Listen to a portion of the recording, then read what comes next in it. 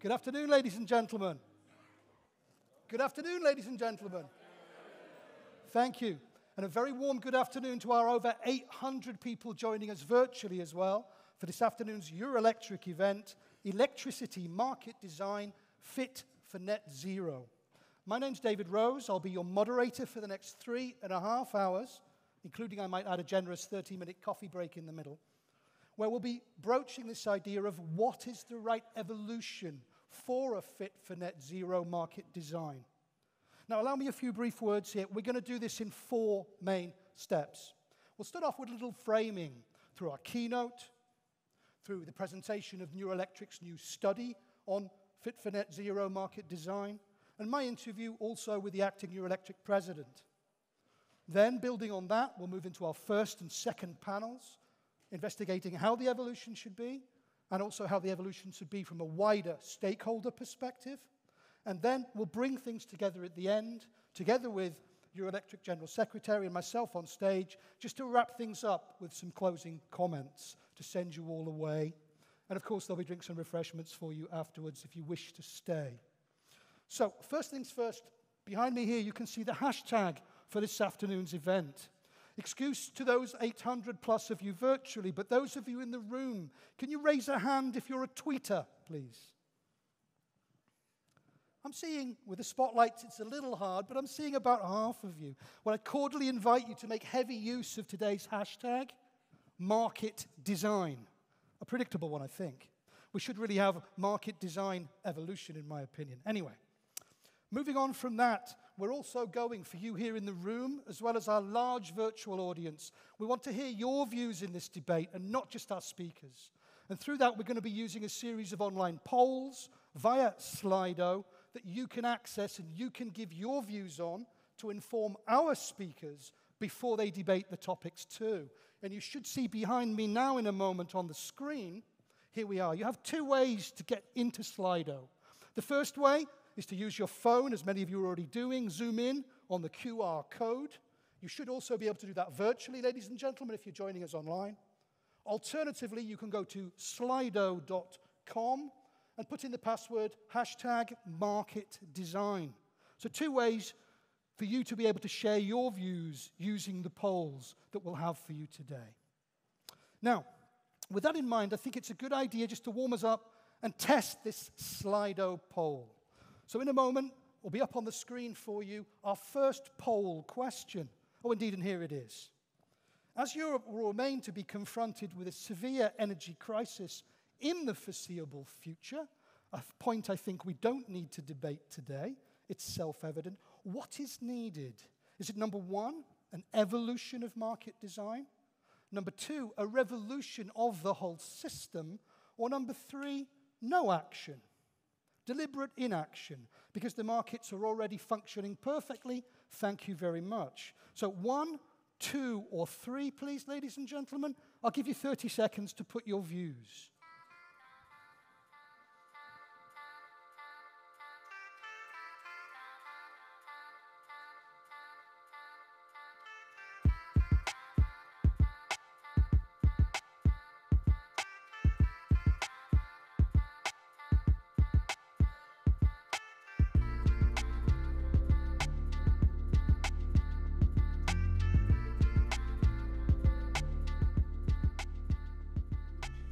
Clear outcome from our first poll, I have to say, with over 100 people participating, a good solid 2/3 majority for an evolution, not a revolution, but a certain amount of our room, between a 5th and a 6th, thinking that no action is needed or a stronger revolution is needed. Let's keep that in mind in our discussions today. So, that's us then with a frame for today in 4 steps of activity, with our break in the middle. We've tested out Slido and got it working. So you can engage with your views in the debate here in the room or online. Now I'm going to hand over to Secretary General of Eurelectric, Kristian, to give us his welcoming and opening comments. Over to you, Kristian.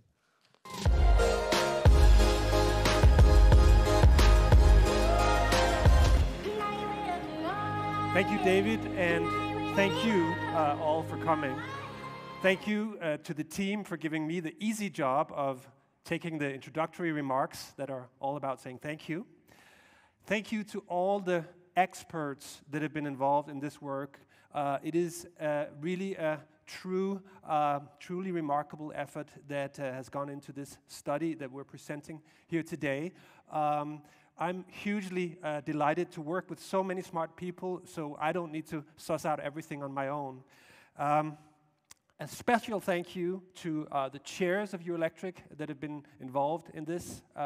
That's Alfred Hoffman. It is most importantly also our issue lead manager, who is called Juan Alba Rios. And then I think we also deserve a big thank you to our markets chair, our retail markets chair, Atlanta Kun. Thank you for putting all those hours into this study. We started out having this kind of abstract, let's say, future piece, which then was overtaken by reality, and here we are with a legislative proposal on the table in a completely different situation. The inputs and the contents of this study are extremely valuable for this debate. Thank you also to Compass Lexecon, who has really put in an extra effort to make this happen. Thank you to our president, Leo Birnbaum, who has expertly chaired our board meeting today, clarifying our position, and also been very, very helpful and active in reaching out, having these discussions with policymakers. Really appreciate it, Mr. President. Last but not least, thank you, Commissioner Simson, for coming and honoring us with your presence at this event, and also for putting forward a really good proposal, or should I say, a quite good proposal. You are striking a difficult balance between enormous expectations amongst citizens across Europe, amongst politicians in the Council, and amongst your own experts, and I would think what your own intuition tells you is a good balance between these diverging views. I'm so happy about all these smart people that have been helping out, because I'm not the guy to really know all the details of this. What I can do is to put some words on it that most people hopefully understand, and I just share 3 of those with you. The first one is that when we started out a few months ago, heard that the merit order would be thrown out of the window, and so on and so forth, we were like, okay, this could really break the whole thing. This could really break the market. Today we can say the glass is not broken. We're very happy about this. And indeed we would say the glass is half full rather than half empty. But that also, of course, means that there is room to fill it up just a little bit more. And secondly, I would say, looking at how, congested and let's say contracted this process will be, I would say to policymakers in the room, less is more. We didn't have time for the impact assessment. We didn't have time to really assess this, analyze this in depth. So, and that would be my third remark, when in doubt, leave it out. If there's something that you don't really fully understand the implications of, why not wait a bit? Leave it out for now and focus on what's really necessary to get the transition to net zero going. So those would be my simple remarks. Again, thank you very much, and without further ado, over to you, Ms. Commissioner Kadri Simson. Give her a warm welcome, please.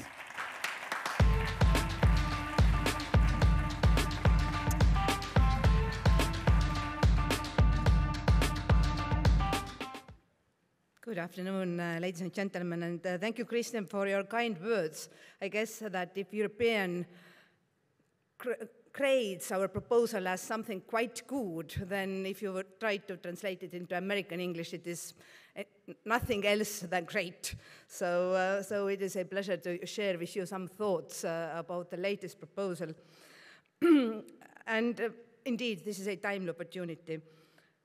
Because our proposal to reform the electricity market design, as you have seen, is, I hope, one of the last proposals during this mandate that comes out from my services and will help us to tackle the current crisis. And I do believe that you all had a chance to look it into it since adoption 2 weeks ago. And already before adoption, I have had numerous useful contacts with many of you, for which I'm truly grateful, because these discussions complemented our own analysis and allowed us to table this proposal in a record time. And your continued input is very useful for an informed debate and political discussions to follow in order to reach an agreement on this file, as I truly hope one of the last major initiatives by this Commission.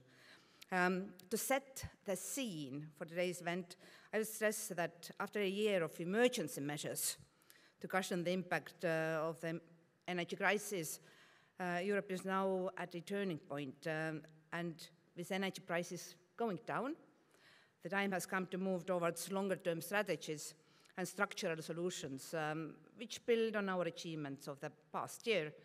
Our union has done remarkably well in putting an end to its massive dependence on Russian fossil fuels and shielding also our people and businesses from the worst of the crisis.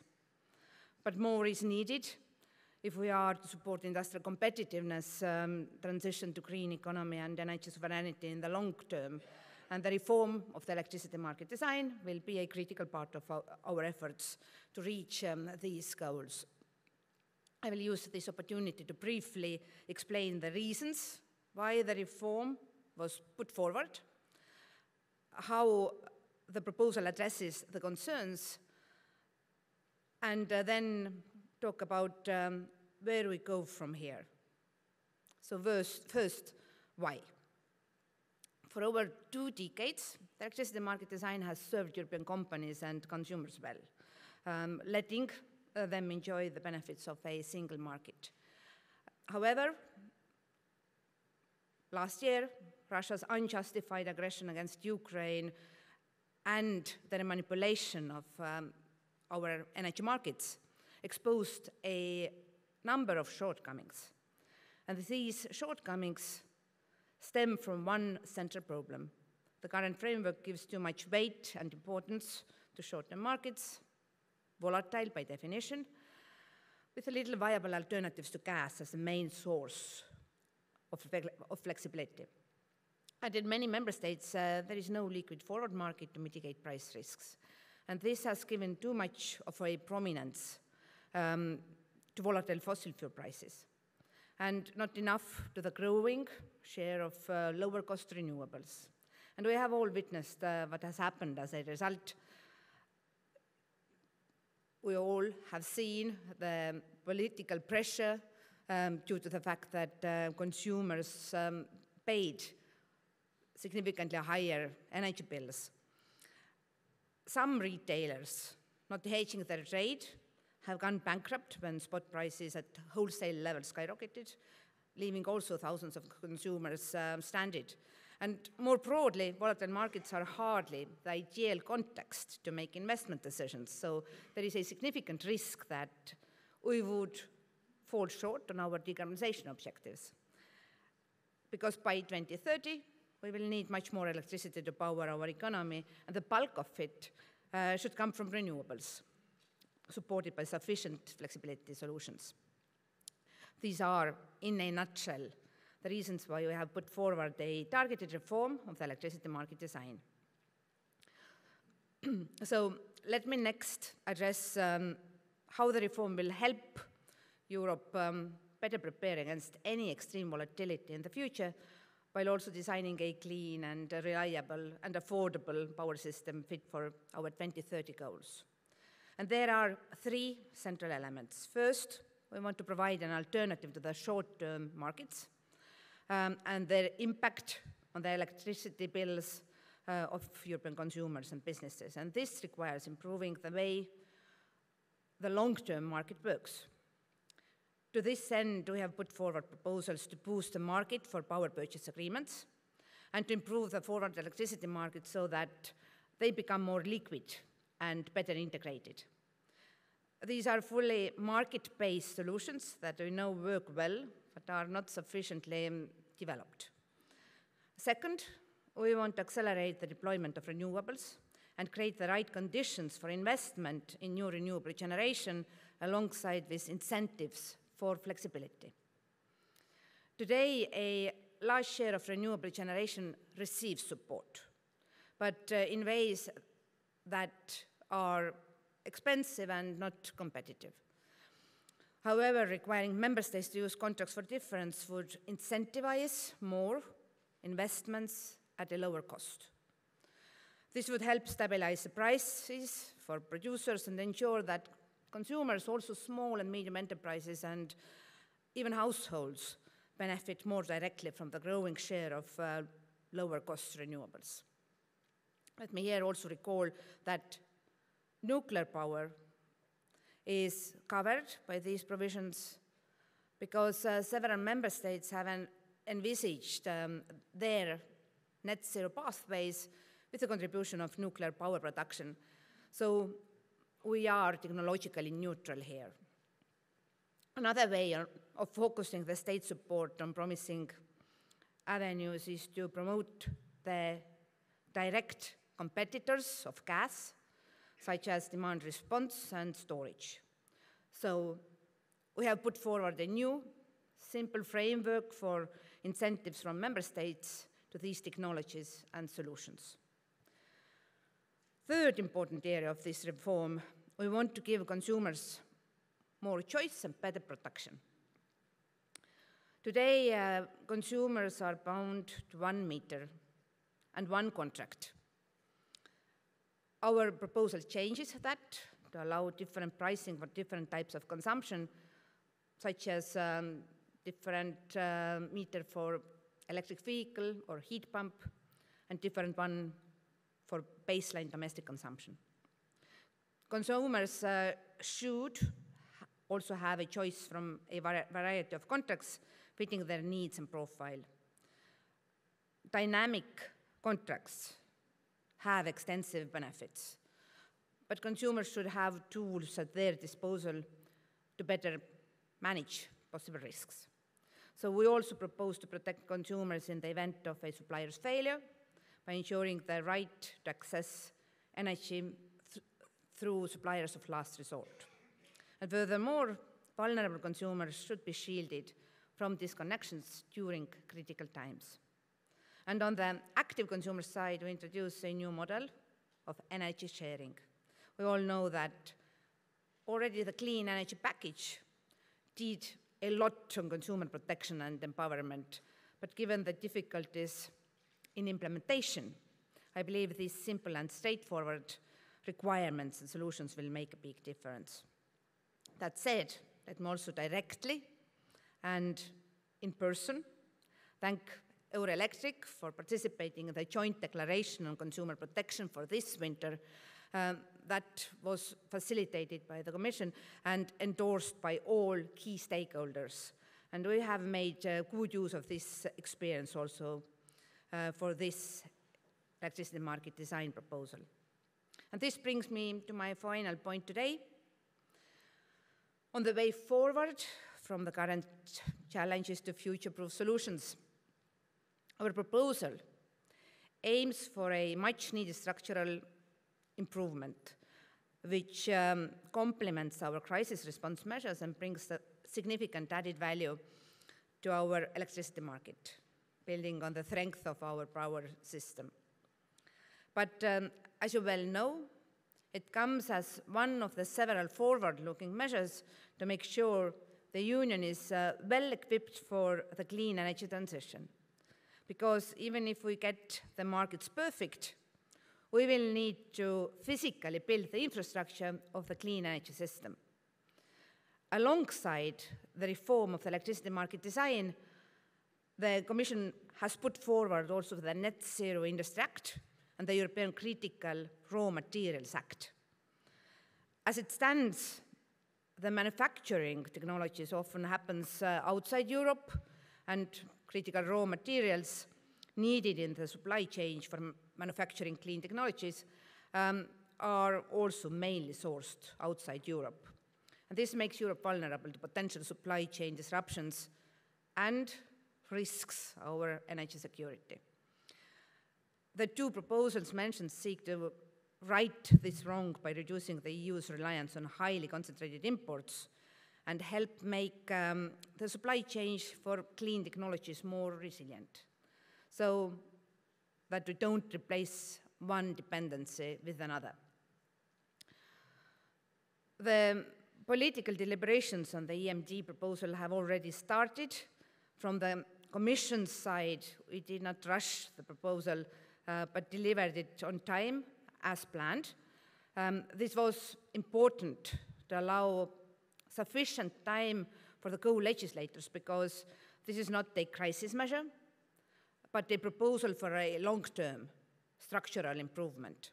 And of course, as we approach the end of this current mandate, we have limited time to deliver a political agreement, but I have taken good note of the guidance given by the European Council and the willingness of the European Parliament and the member states to use the momentum for a very swift progress. So yesterday, we held the first political debate in the Council meeting, while the Parliament is also moving forward with the appointment of the rapporteurs.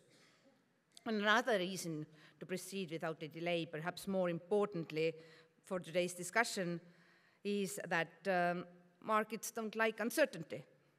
There has been enough disruption to the EU's internal electricity market from the global gas supply crunch and deadly geopolitics. And I'm sure you agree that we owe some stability to the consumers and the power sector alike. Ladies and gentlemen, to summarize, the markets have to evolve, but there is no revolution as we continue on the Green Deal pathway. When I step back and assess recent measures and how the EU has come through last year's crisis, I can say with conviction that Europe is on the right track for a clean and secure energy system. And this piece of legislation, electricity market design, is another necessary cornerstone to achieve our energy independence and allow our consumers to benefit from our green transition. Thank you very much.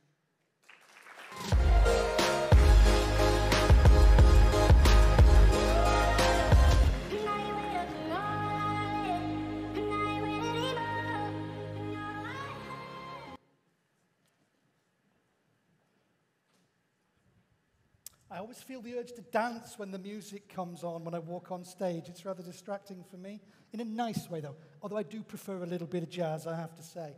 Now, so far then we've heard from Kristian, and we've also heard from Commissioner Simson, giving us a clear picture on one side, a glass that's half full, with the opportunity to fill it further. And we've also heard a clear background there as to why the proposal came forward, the idea that the crisis really did emphasize the shortcomings of current market design, and three clear ideas behind the design of it. Let's continue with this framing now in our first step today and get straight down to business with the presentation of Eurelectric's newly published today report on electricity market design fit for net zero. Could you welcome up to the stage with a warm round of applause, please, Fabien Roques, the Executive Vice President of Compass Lexecon. Thank you.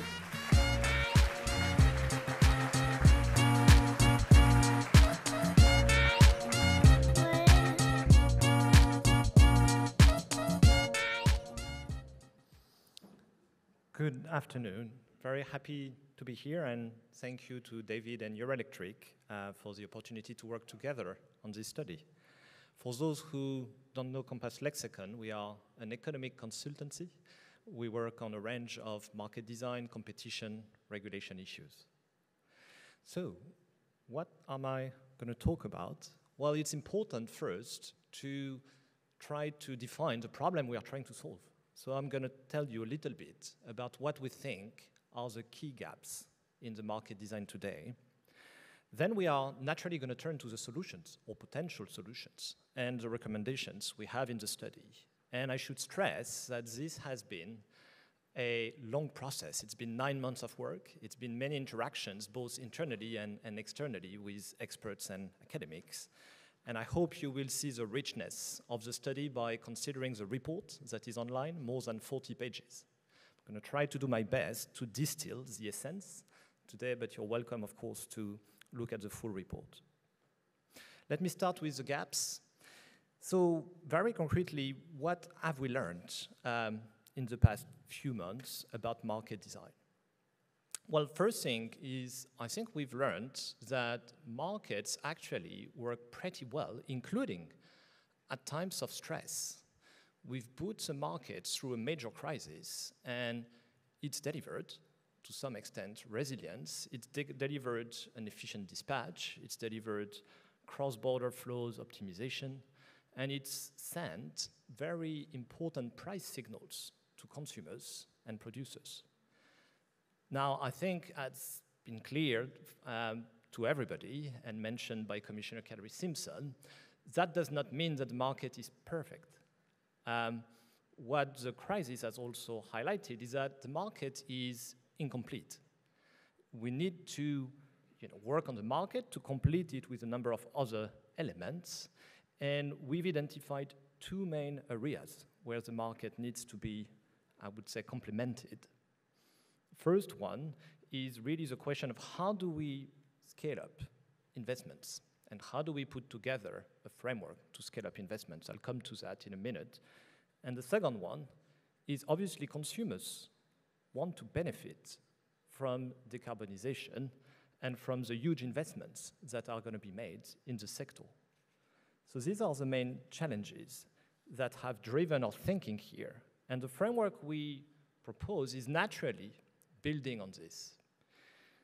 So we think that we need to preserve and further enhance the existing energy market and add to that three fundamental pillars.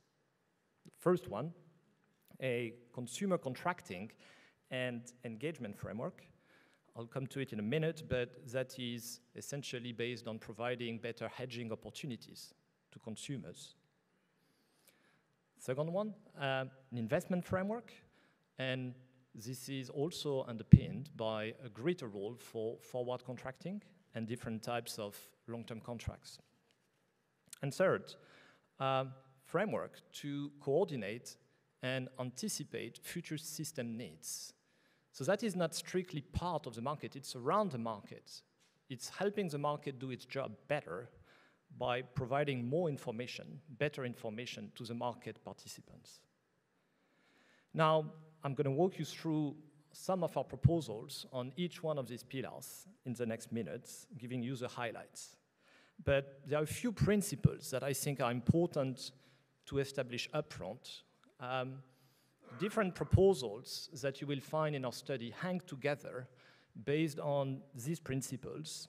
I've already mentioned the need to build on what we have and to implement fully some of the existing regulations.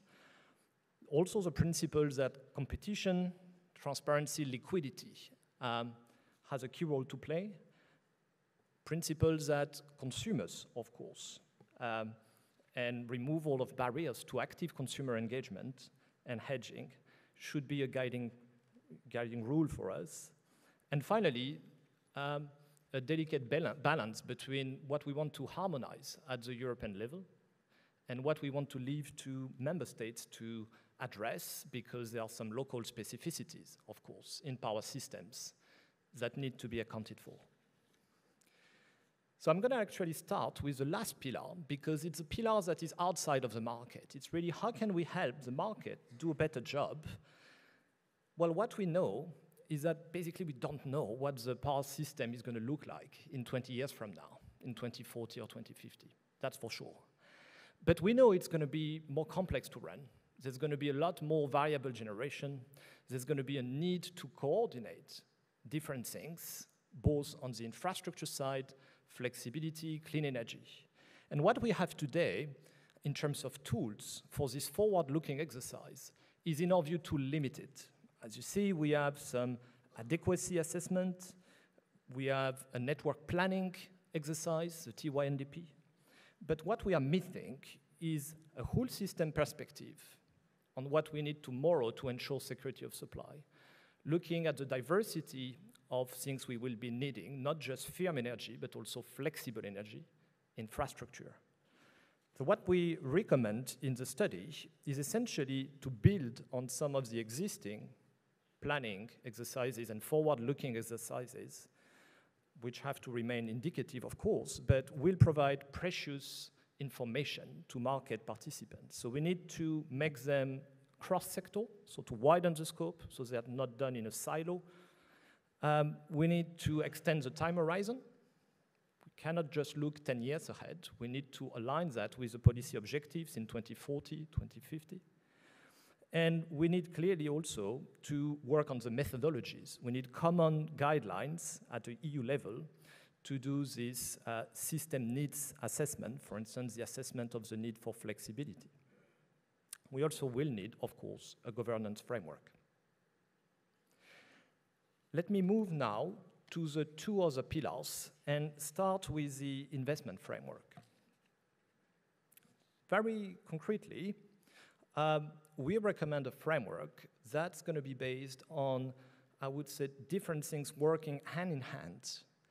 And what they have in common is that we need to take a longer-term perspective. We cannot just rely on short-term market signals at a time when we need massive investments in clean energy, flexible resources, and infrastructure.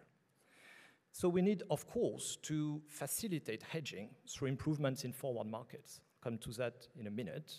But we also need a private and a public frameworks for long-term contracting. In a way, what I'm saying is that PPAs and CFDs can work together. And finally, when it comes to security of supply, we need to improve the framework we have today, which is based on capacity mechanisms. So I have one slide on each of these things to give you some highlights of our recommendations. Let me start with improvements to forward markets. So what are the issues? Well, we know that some of the barriers to liquidity in forward markets, for instance, today, are due to restrictions on collaterals or structural barriers where, for instance, there are difficulties to do cross-border hedging. A fundamental also point to make is that if there is uncertainty, then it's less likely that participants in the market will be able to take positions, particularly forward-looking positions. I think there is a fundamental point here, which is to say, if we do a reform, it has to be done in a way that limits regulatory and policy uncertainty, because that in itself is one of the root causes of the lack of liquidity in forward markets. And in fact, since the beginning of the crisis, you can see that liquidity has dropped. So we have a number of recommendations on collaterals, facilitating cross-border hedging, and ensuring, of course, regulatory stability. Item number 2, private framework for renewables and low-carbon investment support. What do we have here? Well, essentially, from the left to the right, you've got a menu of different possible measures. And you see different tags at the bottom. So if you see an EU flag, it's a measure that's recommended EU-wide. And if you see a plus, it's an option that is left, of course, to the discretion of member states based on local specificities. So 3 main areas of work at EU level, removing barriers to PPAs, and we've got a number of recommendations there. Greater transparency and standardization as well, that will help. And establishing a voluntary pan-EU PPA platform to help standardize some forms of PPAs, whilst keeping the possibility, of course, to develop bespoke PPAs for those who want bespoke PPAs. Then those member states who want to go further can implement, for instance, some public guarantees, and some member states already do it, or can potentially stimulate demand and supply by, for instance, having public entities purchasing through PPAs. I said that PPAs can work together with CFDs or other types of support mechanisms for clean energy investment. So we have here a number of recommendations as well on this public support. And essentially, the fundamental message is that this should remain driven by a competitive allocation process. And of course, there should be guidelines for best practice in terms of design. One point of attention, which is going to be quite complex, and that we highlight in the study, is how to pass on the benefit or costs of these public support mechanisms when you've got, for instance, double-sided CFDs. Do you redistribute this cost to consumers based on a lump sum fee or based on the consumption through the retailers? These have important implications for the signals that are sent to consumers. They also have important implications for the risks to which retailers are exposed. So it's definitely an area of further work, and we recommended in the study to further consider these issues. Let me conclude on this issue on investment with capacity mechanisms. So one of the issues that the study highlights is that today, the framework for capacity mechanisms leads to uncertainty in the sense that it needs to be approved through a stated process, and the approval is only for a finite duration. So the study recommends to structurally embed capacity mechanism in the market design for those countries who wish to do so, and to essentially provide guidelines to further harmonize capacity mechanisms. There's also an important point that we highlight in the study as the adequacy issue is becoming more complex in the future. We will need capacity mechanisms to evolve, for instance, to address the need for flexibility, or to develop a separate mechanism alongside capacity mechanisms to support investment in flexible resources. Last but not least, let me finish with probably the most important pillars: customers, ensuring a better consumer protection and engagement framework. So our recommendations are essentially, well, first and foremost, to empower consumers and facilitate demand response. I mean, a figure that struck me whilst looking for data is that actually 55% of consumers in Europe in 2021 had a smart meter. That means that 45% did not have a smart meter. So when we talk about the ability of the demand side to really engage in the market, we see that there's huge progress that can be done on that front. First, by implementing fully the clean energy package provisions and lifting some of the barriers to consumer engagement. Second step that's very important is that consumers need to be provided with adequate information regarding the risks that they are taking. Consumers, when there are barriers to hedging, need to have the possibility to enter into long-term contracts. There are some countries where there are barriers. And this is true for consumers who wish to actively hedge themselves, but it is also true for retailers who, on behalf of their consumers, are trying sometimes to engage in long-term contracts and are facing issues. This is a complex issue, of course, because with retail competition, retailers can be left with some risks if they enter into long-term contracts. So in the study, we recommend, for instance, considering issues like termination fees, cost-reflective ones, or alternative options to make sure that the retailers are not left with a risk that they cannot manage. The last point, which we also highlight in the study, is the need to work on a resilient framework for suppliers. For instance, through the licensing conditions, ensure that with the example of stress tests that we have in the banking sectors, that the retailers and suppliers have essentially the backbone to withstand a crisis. So with this, I think I'd like to thank you for your attention. And if you want more information about the study, I think it is now online. Thank you very much.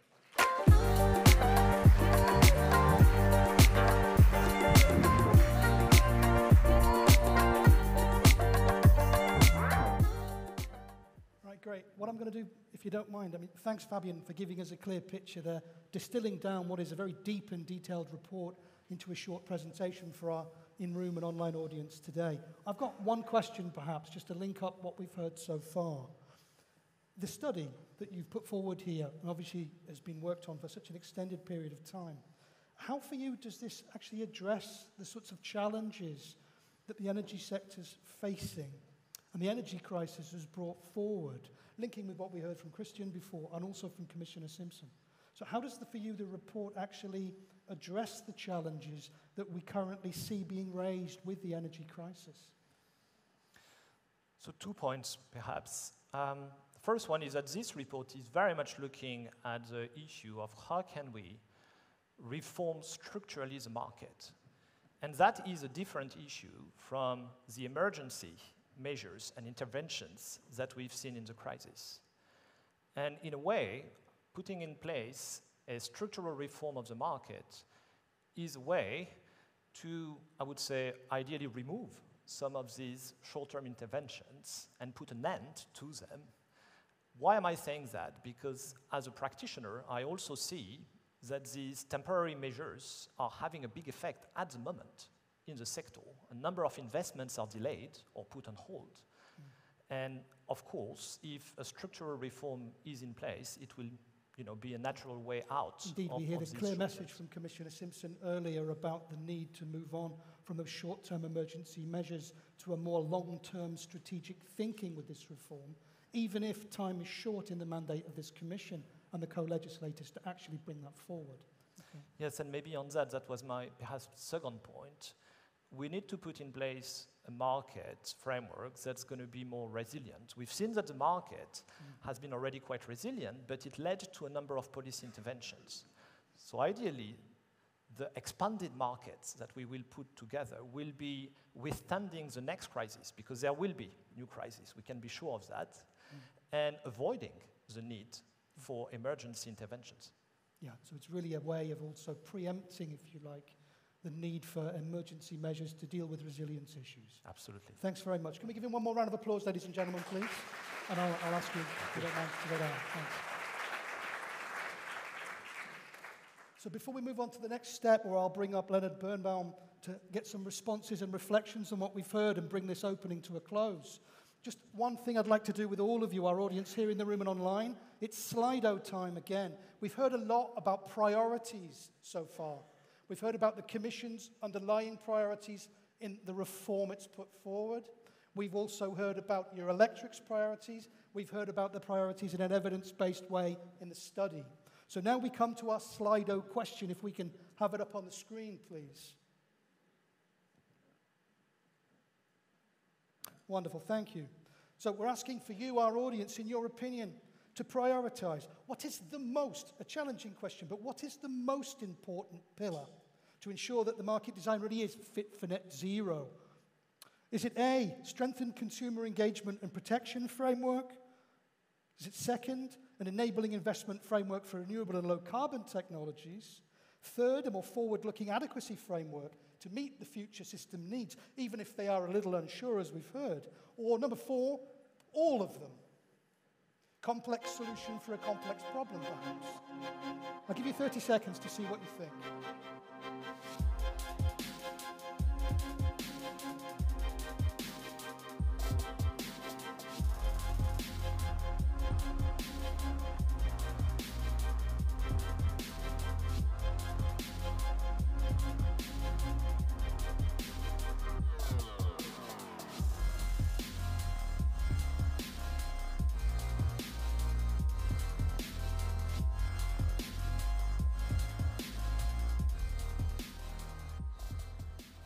Lifelong fan of democracy, and it's lovely to see it in action, ladies and gentlemen.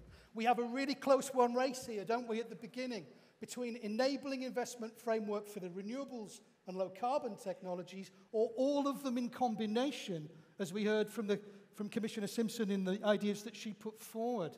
Also, quite a significant, a quarter of you for a more forward-looking advocacy framework, and less so on the consumer side.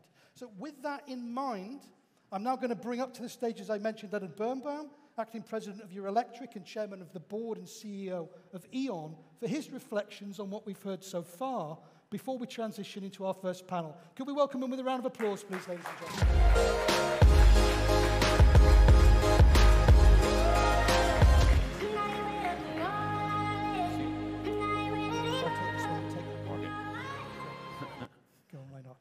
Right, I've got you up now, Leonhard. Thanks for your patience. So I really want to have for the audience your response and reflections to what you've heard so far. I mean, we both know that following the Russian invasion of Ukraine, we've seen a trio, really, in my sense, of issues coming really to prominence at the European level. Supply challenges, price volatility, and of course this issue of raising strategic autonomy and the issues that's brought to the market. From your side, how has the electricity industry actually coped with this trio of challenges and more? And how do you see this market design revision that's been put forward fitting into the puzzle? First, when you ask what we have done as an industry, I think we should be modest. We have contributed, I guess. I think we should be not too modest. We have contributed in the last year to actually cope with the stress, and it has been a stress on all suppliers, I would say that, but we have not been able to do that ourselves and alone. So we have been depending, for example, on the European Commission and governments to kind of like hold a little bit the line on the market design, which they have done. We have been dependent on legislators to change the conditions under which we can, for example, implement infrastructure. So I think in total we have handled this crisis well as an industry. We have gotten along with it, but not by ourselves and not alone. I think that is comment number one. Comment number two is we have realized what we knew all the time, that our sector is not only about climate action, it's also about security of supply and affordability. I might say that I think the moment security of supply is endangered, actually it takes over as the most important target, and we have seen that last year. So in that sense, that was a good experience, I would say. It's number one. The last one, if we look at what is now on the table, I think it has been said by Kristian, has been said by Fabien. We have now something we can work with.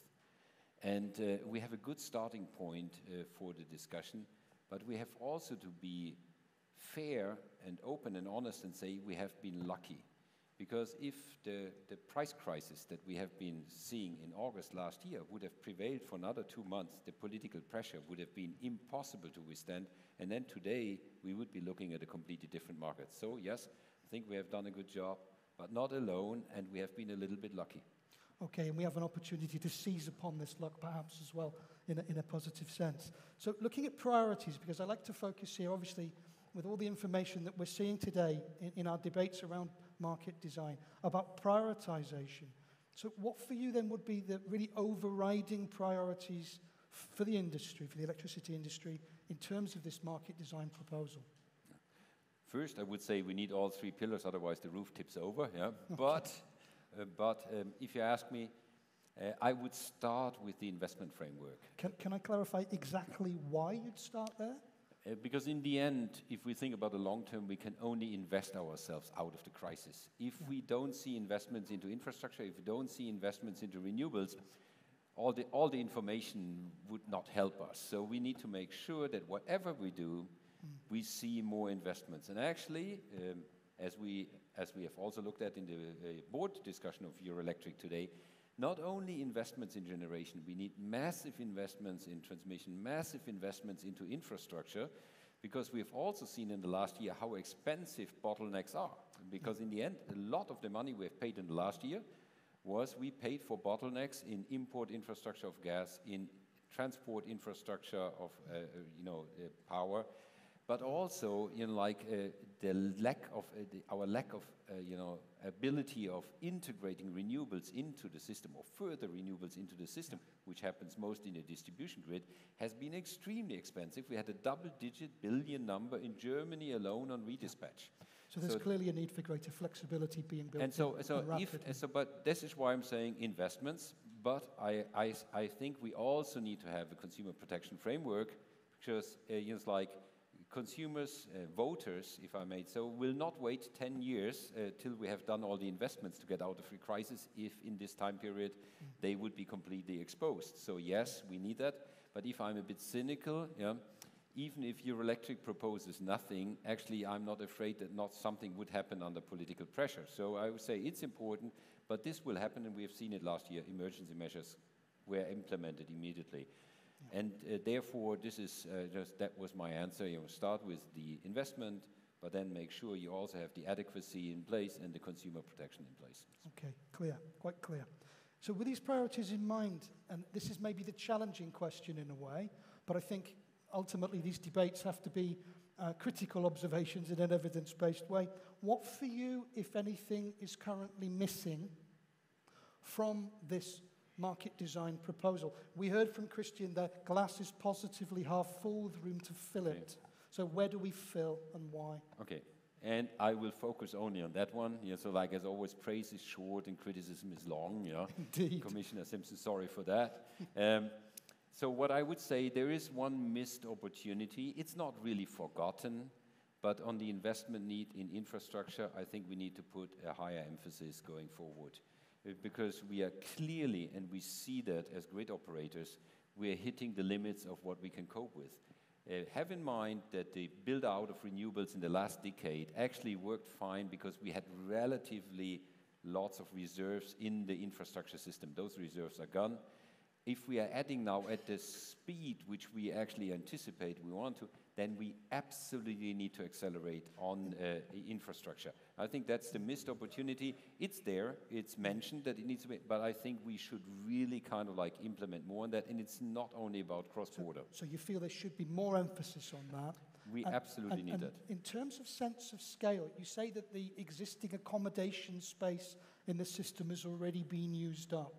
So when we talk about, you're talking about this need obviously for further raising this, can you give a sense of scale to us of what that sort of change should be? Yeah, I mean, for example, in my company, we are looking at doubling investments into grid infrastructure over the next 3 years.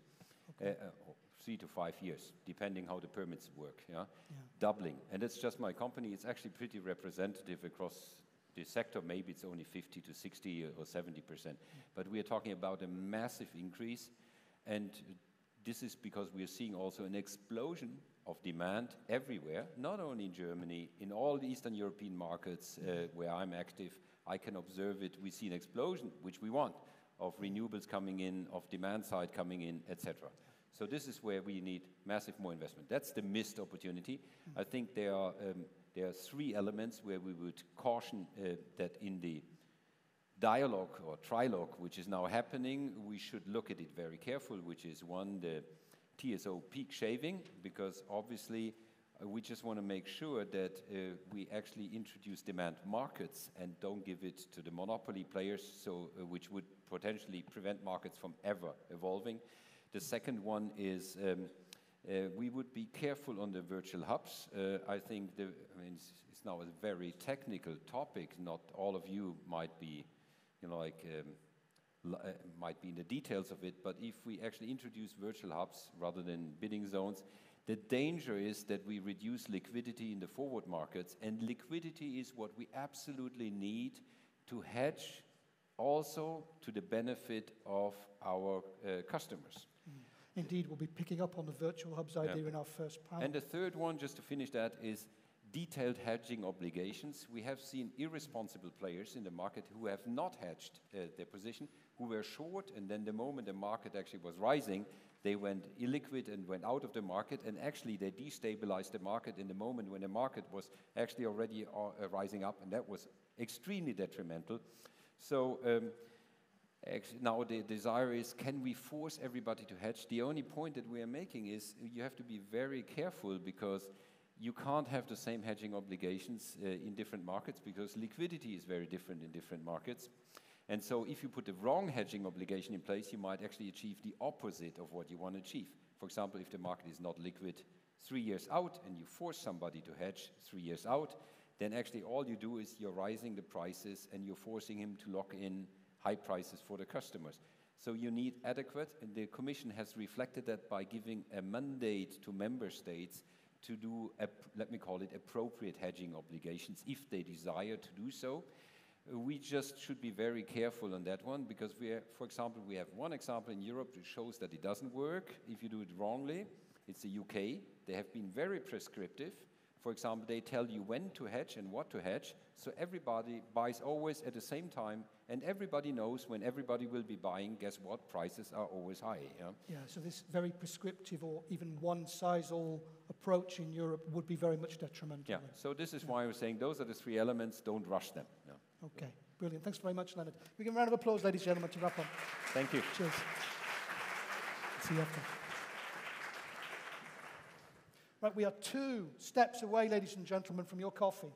2 productive steps, though. 1 small step and 1 larger but very useful one. The first small step is a poll, again, to collect a little bit your views to lead us into our panel. Then our second step is the panel itself to take us up to our break, where we'll really dig down into some of these issues that we've been looking at in this framing stage. So can we have our poll up on the screen, please, for our audience? 2 questions in this particular poll. I'll deal with them one at a time, obviously. Wonderful. So the first of 2 then, we've heard about objectives and priorities from our speakers. Let's hear about that from you, our audience. What for you is the most pressing objective for the Commission's proposal? Is it facilitating flexibility solutions, particularly demand response, forward market liquidity, supplier resilience, and the last one seems to be supplier resilience, or ensuring supplier resilience, or facilitating energy sharing, excuse me. Again, 30 seconds to take a look at these together and see what we come up with.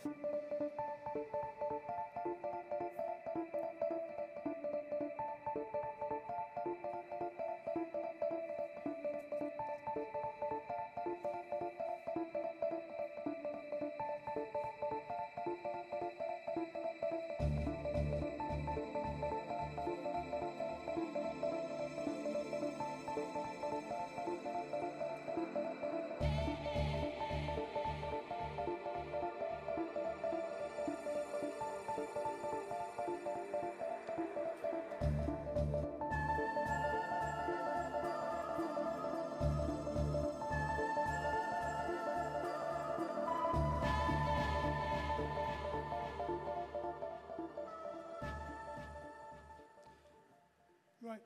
So first place then, facilitating flexibility solutions, particularly demand response, as we heard a little bit from Leonhard earlier. And second, a close second, is facilitating forward market liquidity. Again, echoing a little what we heard, with much less of a focus from our audience in room and online about supplier resilience and also energy sharing at this stage. Those 2 clearly front runners in how we should move forward in prioritization. And if we can move on also to the second of 2 questions here. What could provide generators, customers, and suppliers with the benefits of renewable and low-carbon generation more directly? Is it more long-term contracting and hedging? Is it a structural decoupling of the short-term wholesale markets, de-risking mechanisms, or regulated consumer prices, as we've heard being put forward, for example, from Spain in the past at the member state level? So again, 30 seconds for you to share your views on that, please.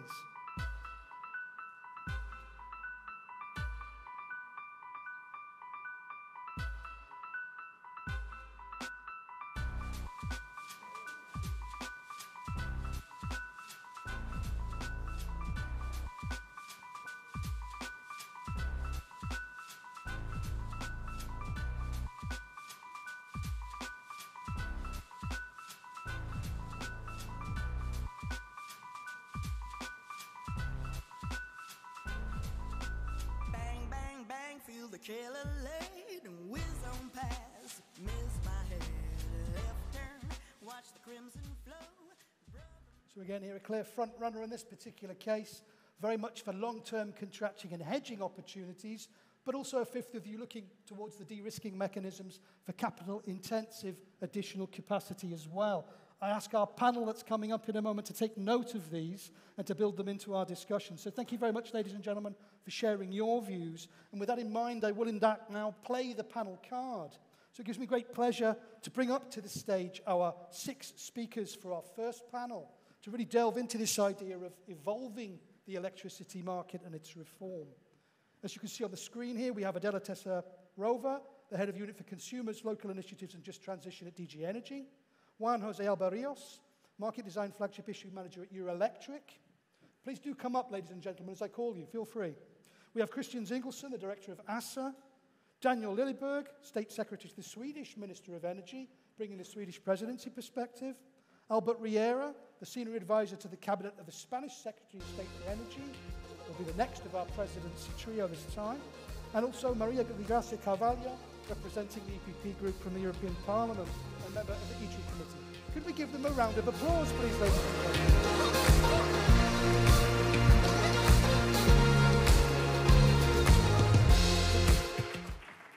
And then, if you'll permit me to be so bold, these people are going to engage you and guide you through to your break. So could we give them a second, very encouraging round of applause, please?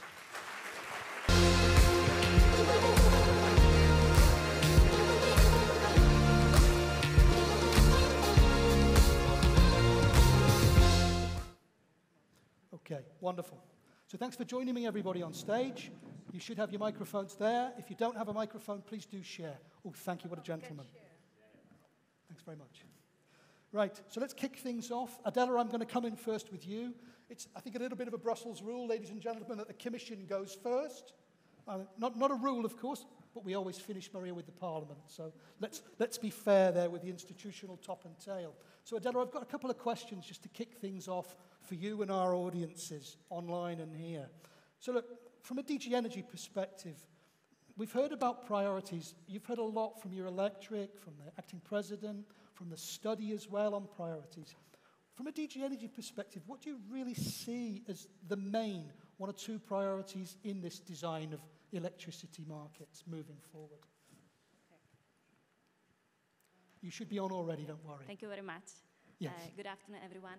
First, I would like to apologize on behalf of Katarina Sikov, who had to, at last moment, apologize for not being here because of the trialogue on the Renewables Directive. That's an important reason, so sorry for that. Okay. Back to your question, and picking up, of course, on what the Commissioner said already, I think the two main drivers would be the improvements to long-term markets, to bring investments into renewables and to bring then the benefits back to consumers, and also allowing consumers to engage with renewable energy directly through PPAs, through energy sharing. And then the second driver, I think, is flexibility in the system, bring flexibility in the system through demand response, through storage, to make sure that also in the short term, on the spot markets, there is less exposure to fossil fuels for consumers. You've heard already, obviously, from a number of our speakers before, with some of the evidence points from the study as well, about the concerns within the electricity sector, about actually how these things will be implemented, and then that implementation itself, what it realistically means for how the market is able to evolve. So how exactly for you will these Commission proposals unlock these issues that we've heard about investment, about liquidity, about flexibility? What are the things that we can trust in? We heard from Kristian, the glass is half full with room to fill it a little bit more. Convince us that the glass is already full. Well, I think the reform is an evolution, as was also said. So we are building on the things that work well, and we are tweaking the things that don't work so well yet. Yeah. So indeed, we need to push towards long-term markets. We need to have investment signals for renewables to attract investors. Yeah. Demand flexibility has not been activated enough. It was the objective of the clean energy package already. Okay. So we have some work to be done here, and that's exactly the tweaks that the Commission is proposing in the proposal. And of course, let's not forget about storage. Storage is also important. Okay. Yeah. Thank All you. right. Noted. Juan, I'm going to come on to you next. For you, what do you, we've already heard, of course, from Leonhard before about prioritization, but from your perspective, what do you see is the things, the really tangible, concrete hows that we really need in this proposal moving forward to really make it work in practice? Well, our President has already mentioned which our priorities are, and they are very well described in the study that has been presented. Working on the Commission's proposal, certainly a first element that is of concern to us is the way of increasing liquidity in the forward market. The Commission sees the virtual trading hubs as a way of doing that, and we have doubts about that working. Indeed, on the virtual hubs, if you'll allow me to pin down a little on this, from what I remember of them or what I'm aware of, we've got an example of virtual hubs working in the Scandinavian countries, but with some characteristics to the market, as I understand, that may be a little bit different to Europe as a whole. Now, Leonhard flagged the concern about virtual hubs as maybe being a limiting rather than an enabling thing. Why is that exactly? I would like to use an analogy. Certainly, this model works in the Scandinavian markets. Actually, what the Commission is proposing is not exactly what is in place in the Scandinavian markets, so that is an important point. But the question that we have to pose ourselves is, what do we want to do? We want to increase liquidity. Will this move, this change of model from the current model to a new model bring more liquidity? We don't think so. The analogy that I would use is driving. We have a country where we have a traffic congestion problem. And we have countries that drive on the right-hand side and others that drive on the left-hand side. Both models work. And the British are very happy with their model. Would that mean that we should change from driving in the right-hand side to driving in the left-hand side? Why? That will not solve the problem. That will not solve the problem of traffic congestion. And actually, that would interfere with the work that we are already doing, trying to solve the traffic congestion. So we think that there are other elements that are more important and more fundamental to improve liquidity in the forward markets, such as certainly dealing with the requirements for collaterals. Collaterals are the money, cash, that companies have to put to operate in the forward markets. We want to increase the liquidity in forward markets, especially in longer time horizons. That means putting more money in form of collateral. And this is driving away many people from the forward market because it makes operating in the market too expensive. So this is one element, for instance, that should be dealt with. We need to increase the offer of long-term transmission rights in longer time horizons to increase the possibility of hedging across different bidding zones. So these kind of things is what we think should be included first. Okay, clear. Clear at this stage. We'll pick up on that perhaps later, I'm sure. Adela, you probably want to comment on that as well. Kristian, I'll come to you next. We've heard a lot about the need to enhance long-term hedging. It's something our audience was also very focused on. How for you can we actually enhance long-term hedging and contracting? And what trade-offs have we got involved in that? Yeah, it picks up a bit actually what you were saying. I think the point of departure is what we from our side, that is the ACER side or the regulatory community side, also welcome in the Commission's proposal to focus on long-term contracting and long-term markets, not least. The benefits of long-term contracting is you basically reduce volatility and you get to an average cost pricing plus a premium, insurance premium, etc. That seems like a good model going forward. However, I think as Fabien was also alluding to, if we, let's say, accommodate the long-term contracting via government contracts, there are some trade-offs. And it's good to put them on the table, particularly if you're going through an accelerated political discussion. Let's have the trade-offs on the table immediately. Some of the trade-offs could be, it's actually one of Fabien's slides, if you do that long-term government contracting wrongly, you can distort short-term markets. You'll give the incentive perhaps to do maintenance in winter, where scarcity is high, but maybe electricians' costs are low. You don't want that. You want system price exposure, right? And the other is, and here comes to forward markets, you risk also diluting the forward market. That sounds super technical, diluting the forward market. Who cares? But what it basically means is if you don't have an attractive liquid forward market, what are you going to do as a market participant if you want to manage your price risk? Do we all rush towards governments to get it? Maybe some want that. Maybe others don't. So we need to be careful in our design of these government contracts that we sort of acknowledge the trade-offs and get the right ones, right? And that's why we think there is a need maybe for a little bit more guidance, clarity, slightly more restraining framework than what the Commission put forward.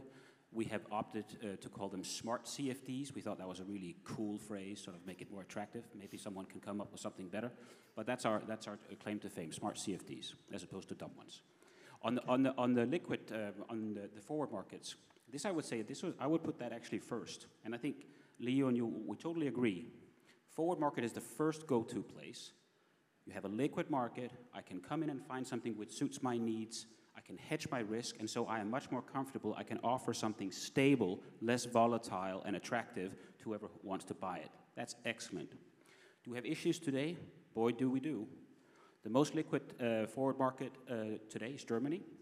It typically offers products 3 years ahead, plus minus, a bit more. But Germany is the most advanced, I think. And so, indeed, the Nordic model is a different model, but what it does in a multi-bidding zone type region, it is actually offers enhanced hedging via, let's say, giving access to cross-border hedging. Actually, Fabien was alluding to that too. So this zone-to-hub model, which is very technical, I acknowledge, actually aims to do something similar. We need to talk about the details and how we don't get it wrong, but I would definitely agree the aim is to increase liquidity, particularly in those smaller areas which, let's say, don't have the benefits of Germany. So that's the target audience, if you will. It's not going to be a panacea, but I think it could do something useful. Maybe one thing I'd mention in my short time allowance here, and this is not part of market design, the proposal, formally speaking, but to me it's integrated because it's the other side of the coin. We are relying on short-term markets and efficient dispatch of short-term markets. We want to complement them with better functioning long-term markets. What's one component of efficient short-term markets? Arguably, that they are free of manipulation. Or, if they're trying to be manipulated, we catch some of the bad guys. And here there is another proposal, the REMIT proposal, which actually aims to take us to the next level in terms of that framework. It has a new institutional component, a lot of, I think, very much no-regret, commonsensical stuff, but has one institutional component that actually makes us, as Acer, we have a new investigatory power in cross-border cases, in big cases, as it were. And the way I'm going to coin this one is, we need to make sure that that future framework sort of is fit for the Gazproms of today and the Gazproms of tomorrow. Because if we don't do that, and don't ensure confidence in that, what is the risk that the confidence in short-term markets and their efficient functioning, is that not going to take a dent? So I do recognize there are two different proposals, but for me the philosophy, if I can use a bit of a strong word, I think is similar. So I wanted to mention that too, even though it's not the focus you have. No, fair enough, but I think a clear and useful message to underline from your side, from the regulatory side, that the attention is on enhancing longer-term markets, but let's keep one eye on the ball of the short-term markets at the same time. Yeah, and I think that's clearly noted and clearly made. Right, I'm going to move on now to a bit of a member state perspective. Daniel, I'll bring you in from Sweden's point of view. Of course, we're all here in the room in our virtual audience, unless they've been present themselves in council or trilogue. We're really curious about what's happening in terms of the discussions in the council. Clearly, there are varied and quite divergent positions from a member state perspective. I think many of us know this. So what insights, understanding, of course, you bring your own remit from your capital, but what sort of insights can you give us into the ongoing discussions on market design at council level right now? Well, I would affirm what you just said, that there are many countries, member states, that feel that this is a very important issue. And Sweden, to that end, has decided to kickstart the discussions. And already before the Commission's proposal, we had on the informal meeting in Stockholm, February 28th, already an informal discussion there, and then yesterday a new discussion in the formal meeting. So we have given this issue a high priority, and we feel that all member states probably feel the same priority, and we will work as quickly as we can to achieve a result. And there are a few issues. We want we want security of supply. We want low prices for the companies and for the households, of course. But also we need to, and those prices need to be somewhat protected in the time of crisis. We also want to make sure that there are structures in place that make investments possible and that investors feel secure in their role. And it's because we are the president of the council, it's not my job right now to grade these three, but in the long run, without investment, we won't be able to supply the two first ones, the supply, security of supply and cheap fossil-free energy. So clearly noted. So first of all, then, we take that there's a broad consensus about the urgency of action at council level, albeit some divergent points of view about exactly how to do that. and you've outlined some clear points there. If I can ask, what's going to be the Swedish presidency's approach to trying to forge, and I use the word very deliberately here, forge a compromise on this issue? Hard work, lots of meetings, discussions. It's a very honest answer, I have to say already, yeah. I think member states probably share the objectives of security of supply, cheap energy, investment. We just have, and that's the big just, different approaches how to get there. And in the end, this has to come together somehow. And there are some states that would like to see much more market intervention, and there are some member states who would like to see very little market intervention. We'll just have to find a way there. I do think, if I should be a little bit spontaneous, we talked about the half full glass, the half empty glass, about the Commission's proposal. I think for most member states, the feeling is that the scope of the Commission's proposal is about right. It doesn't have to be much bigger. We just have to find the balance between the member states. And that's not going to be an easy task, but we'll work hard. I have to say, I don't envy you the challenge of forging the compromise, although I feel some confidence from you that it may be achieved. Good. Which leads me to my last and not so easy question. What's the foreseen timeline for getting this done? Because there's a lot of curiosity here in the room. Okay, you say you can do it, we're with you, we want it too. But what's the timeline on this? Because time is short. Well, as soon as possible. We already had 2 meetings, one informal. Can I put that in my diary, please? Yeah. Hold on a minute, ladies and gentlemen. No, we already had 2 meetings, as I mentioned before, and we have another one on June 19th. And we will work as hard as we can. And the Council is one thing, and then we have the European Parliament. Of course. And we are hearing rumors now, or maybe they're even confirmed, that there are rapporteurs and shadow rapporteurs and so forth. So, well, I think that's possibly something we might mine Maria on afterwards as well, to get a Parliament insight on that. Yeah. So we, no matter how hard we work, the European Parliament has to do its job. Noted, obviously, that your co-legislative partners also have an impact on timeline. But what could we realistically expect from a Swedish presidency perspective in terms of outputs by the end of your period? Well, we'll work as hard as we can to get a general agreement within the Council as soon as we can. That's realistic for us to try to achieve. And I think with that, I'll hand the baton over to your Spanish counterpart, and we'll pick up on that theme a little bit, perhaps. Now, I mean, if I can be honest with you, Albert, I know that Spain, I remember your non-paper on this issue of market design. As many in our audience may be familiar with that non-paper as well. And Spain did put forward a slightly more, could I say, interventionist market approach from a certain perspective on some issues. What from Spain's point of view, do you see as the key elements of market design reform relative to what we've heard so far? Right. Thank you, David. So from our perspective, I think that, let's say that 80% of the problems of the existing current design emerge from the fact that there is a lack of long-term contracting. And so therefore, the elements of the reform that we think are desirable are more PPAs, more contract for differences, and better capacity markets. So in that regard, we think that the Commission proposal is a good proposal, is a good first step, although there are some elements that we think we might to work to improve them, and I'd like to briefly discuss 3 of them, if that's okay. Please. So one of them is capacity markets. I couldn't agree more with what Fabien was mentioning earlier. They shouldn't be seen as an instrument of last resort. They should have been seen as an instrument of a temporary instrument, and we should make the approval process more agile. And in doing that, I think that we should shift away the focus away from the justification of the mechanism, and we should focus on ensuring that the mechanism procures capacity prices which are competitive and that reflect the value of capacity to the electricity system, because this is the way in which we will ensure that the mechanism is efficient, and also, and importantly, it doesn't lead to an abuse of state aid. So that's on capacity markets. Yeah. Second issue I like to highlight is these obligations on retailers. I think that we need to remember that in most member states, or at least in many member states, retail markets are still highly concentrated.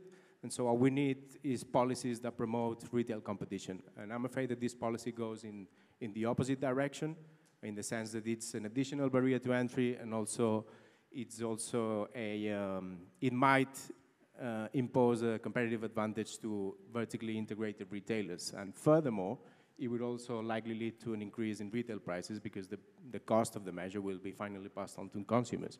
So when you balance the pros and cons, I think that the cost of the measure outweighs the benefits, and so we would be caution against it. And the third element I wanted to discuss is consumer protection. So the Commission's approach to consumer protection is basically to rely on subsidies for households and SMEs during energy crisis, with fear that this approach might produce important distortions in the internal market. Consider a member state like Spain. 70% of our GPD, or close to 70% of our GPD comes from SMEs, and 40% of our exports come from SMEs. Exports which, by the way, most of them go to the EU. So if in times of crisis, the protection of these SMEs depend on fiscal policy and the fiscal pockets of each member state, I'm afraid that we will generate huge distortions. And finally, I don't know. I don't think it's a very credible policy, to be honest, to promise investors and consumers that if in 2 years down the line we have a similar price crisis, that the only tool that we will have to address it is fiscal policy. Well, I don't know about you, but if I were an investor, I wouldn't trust it. Okay, so a clear and strong point at the end there as well. And I'll just quickly, if I can, before I move on to Maria, and then open up to you for a bit more discussion and our audience in the room for their questions. Also about timeline, if I can. Obviously, Spain's picking up the presidency from your Swedish counterparts. And can we expect a similar approach from Spain, aligning with what we've seen in Sweden's actions so far? And what timeline do you see for action? And what timeline could you potentially predict to us, or give us some indication of, in terms of when we can expect the sort of outcomes we know we need? So the approach will be sweat, tears, and toil, I guess, just like the Swedish presidency. And on the timeline, we'd like to get the job done before the end of this year, if possible. And if we don't get it done, then we'd like to get it as much close to the finish line so that the Belgian presidency can finish it before May 24. So a clear message. Best case, done by end of year. Worst case, mainly done for Belgium to pick up and get over the finish line. Thanks very much. And Maria, I'll come to you. What insights can you give us from the Parliament point of view into the discussions on market design, the current discussions that we have? Good afternoon. Thank you very much for the invitation. So we have started the discussions. We had this week on Monday a preliminary discussion with the Commissioner in the presence of Commissioner Simson. There was the intervention of the coordinators and or representatives of coordinators and of the members. I would say that there is not much divergence. Most of colleagues and groups were quite pleased with the proposal of the Commission. I would say that probably you could see some specificities due to the country or the region, that specificity of the electricity market of each region, you can see some, but I wouldn't say that is a major division inside the ITRE. Quite a lot of common ground then, from your point of view. And could I inquire, what are the main points of common ground then, from the Parliament's point of view? I think some of the members were afraid that some of the emergency measures would continue to apply, and that is not there. So they are happy because some of the things that we're discussing were not there.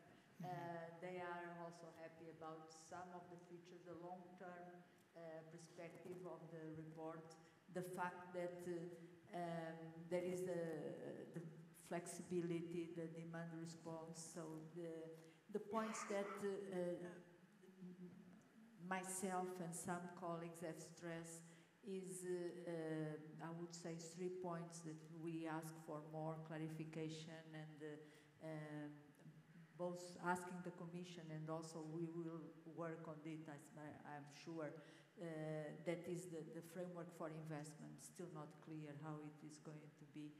We need, as it was said here by several of the persons speaking in this session, we need to invest in not only in production but in the grid, in transmission and distribution, and this not a clear view how this proposal is leading to that. The second is the virtual hubs. We need to do a lot of discussion. There was some discussion during the ITRE committee about the Nordic and the drawbacks of the Nordic solution. And the third that we also, that was mainly myself, but I suppose some of the colleagues also share, we need more clarification on the dual CFDs and the impact of this on the budget, the national budget, and the fact that if we have European rules that will apply at European level, the same principles and the same rules. Now on the timeline, we are pressed by time. We have an election next year, and next year things start slowing down very early in the year, so we should finish as soon as possible. But we have the distribution already that we have done yesterday, of the reports by the groups, the political groups. We don't know yet who are the rapporteurs. There will be, I suppose, EPP will appoint, I suppose, tomorrow. Most of the groups are appointing the rapporteurs. I don't know if some of the groups have already today appointed, but so very soon. We have a hearing on the 24th of April. The rapporteur, the main rapporteurs will set the calendar, but I suppose will be something very online with the reports very close, some days after the hearing, and so end of April, and 1 week or 2 weeks after the amendments, and we will try to vote somewhere in the last meeting in July of ITRE, to vote in committee, so that we can finalize after the summer. So we still have the plenary and starting all the conciliation with the council, and so it's very tight. We have some calendar restrictions to the parliament. Documents need to be translated, but will be something like that in July, ITRE vote, and after the summer in plenary. Indeed. So I take then from your side, you're saying that there is still, let's say, those clarifications that are needed on the Parliament side in terms of investment, virtual hubs, contracts for difference, and their impacts on the national budgets. But I sense also from the Parliament side quite a sense of urgency in getting things done. Would it be fair to say that, assuming, of course, your co-partners and legislative partners are able to achieve what they want to achieve, are you confident that the Parliament can also act rapidly on this and really help us get to a decision by end of year, if we can? Yes, I'm sure. We have done a very fast procedure with the gas package just now. So we work much more flexible than in the past. So that I'm sure, and I don't see big problems to be solved. We will find solutions, innovative solutions with hard work, as it was said here, to accommodate this diversity in the regions and in the countries. So you're quite confident then from the Parliament side, it's a green light or a potentially good green light for moving forward? Yes, yes, I'm sure. It was discussed among the coordinators and the chair that is to do as soon as possible, taking in consideration this calendar of the Parliament, but we will do it as soon as possible. Great. Well, we've heard quite a lot of points coming up in those initial comments from anyone. I'll first open up to the rest of our panelists. If there's anything you want to reflect on what you've already heard from your counterparts, noted. And then I'll open up to you, our in-room audience, for a hands up with any questions you might have. So if you do have any questions, get them clear in your mind. Permit me, if you will, a little thing, ladies and gentlemen, just to manage our time the best we can up to the break at 4 o'clock. I don't want lengthy statements from the floor, please. So if you do start giving a statement from the floor, I will politely stop you and ask you to give me a question, please. So please, over to you first. Anyone else want to come in as well? So I'll go 1, 2, 3, and then I'm going to come back to the Commission if you don't mind. So off we go. The stop lengthy statement applies to us as well. I get this Yes, from your eyes. Okay, Indeed, you fair read enough. my eyes well. So I think there are a few good topics raised which we maybe didn't touch upon so much in the beginning. And maybe to my Spanish colleague, there are two things I want to pick up on. On capacity mechanisms, which is not such a live part of this negotiation, at least not yet. One of the things I was thinking about, because you were pointing to, get it more swiftly done, more appreciated, less temporary, etc. From my perspective, I think you can make the case coming out of the crisis that this spectrum between do you value efficiency versus resilience, that may have shifted in certain government quarters. I need more resilience and I'm willing to pay for it. So I want more slack in the system, want more resilience in the system, and efficiency. I'm willing to, take a bit of to pay for it, basically. Where I think that could perhaps merit something which is more swift and fast-tracked is the strategic reserves model, because that is sort of out of the market, doesn't distort the market. But where sometimes when you have the assessment, it's where you have a mechanism in place which participates in the market and can be distortive, and therefore to the detriment of others, where you need to assess it more. So maybe it's just a thought, maybe you have views on it already, that type of distinction can maybe allow for fast track of X, but a more, let's say, careful assessment of Y, as it were. And then maybe on the consumer protection parts, I think you point to something very valuable. I would actually, if we make a wager, if we have a new, God forbid, huge supply crisis in 2-3 years, which drives up prices to the roof, good luck in keeping a lot of political backing for fundamental market functioning. I agree with that. So one of the things that we put forward back in our assessment back in April, which seems, April, it's a year ago, it seems like a decade ago, is sort of these notions around affordability options or relief valve type mechanisms, which in a structural way go in and pause or put in place different things which are not necessarily a regulated price mechanism. That might be something to look at if one really wants to have this insurance for a future event that none of us want, but we sort of want to put in a break. So that's what I wanted to. Okay, noted. And over here, you wanted to come in, yeah? You should already be on. Yeah, sure.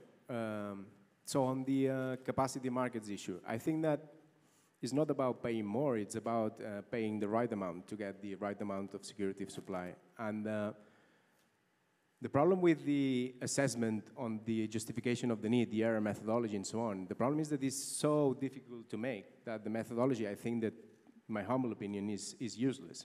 It doesn't, nothing meaningful comes out of it. There are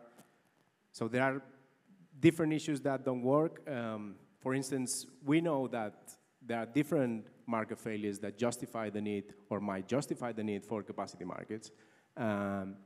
Regulated price cap is just one of them, but this is the only one that the error methodology takes into account. Or put it in other words, if member states would abolish price caps, the error methodology would always give the answer that the capacity mechanism is not needed.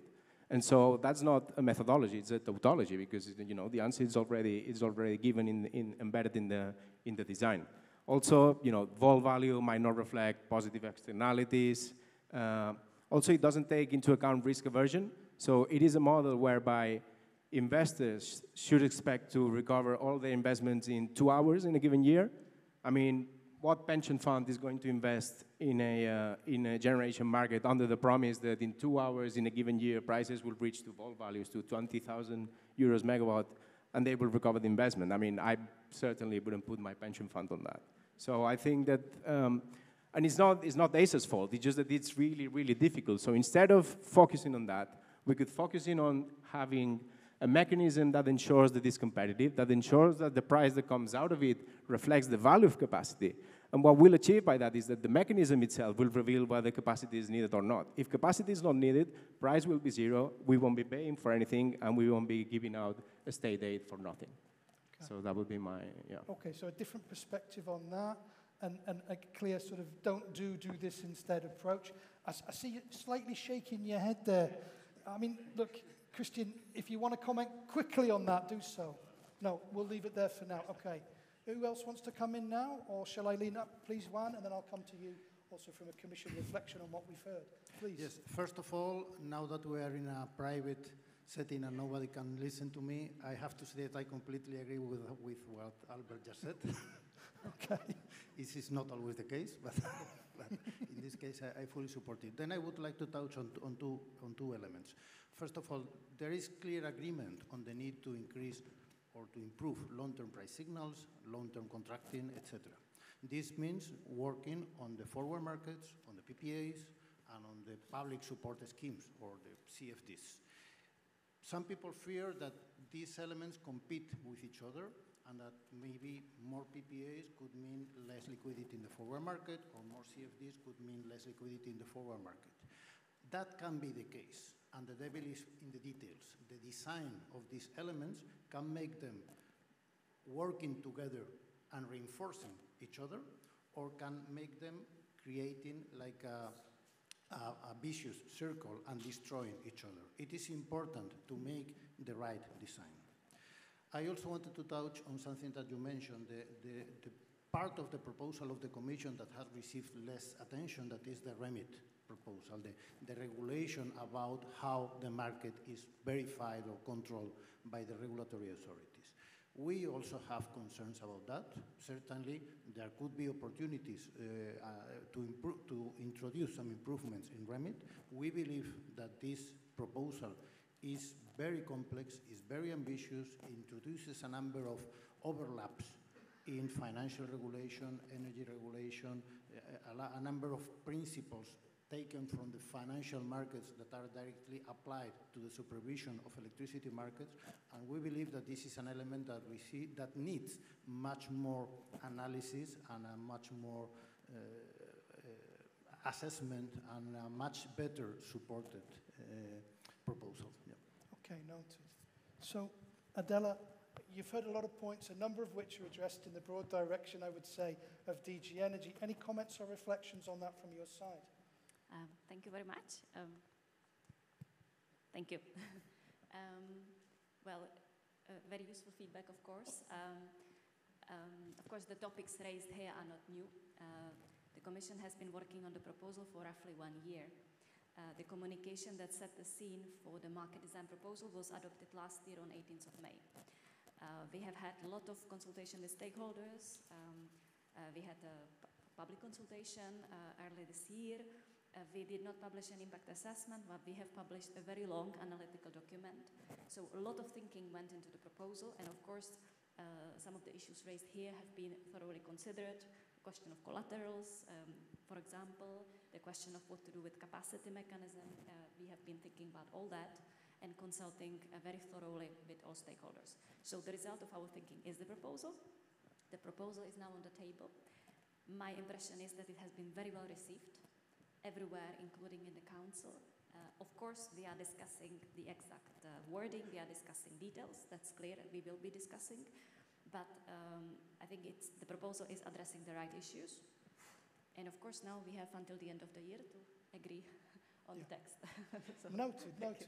I mean, I think really, as was, I'll quote a former commissioner who told me over a cup of coffee one day, David, the challenge is not putting out the proposal, but agreeing the proposal. And I suppose that's a self-evident fact about policy making. He also said to me something that stuck in my mind, though. I'll share with you and our audience, which is good policy making is made through managed disagreement. And I think that's what we're having a little bit now. And it's going to be that how. My question perhaps, and it's not a criticism, but more of a, I'm looking for a reflection from you perhaps.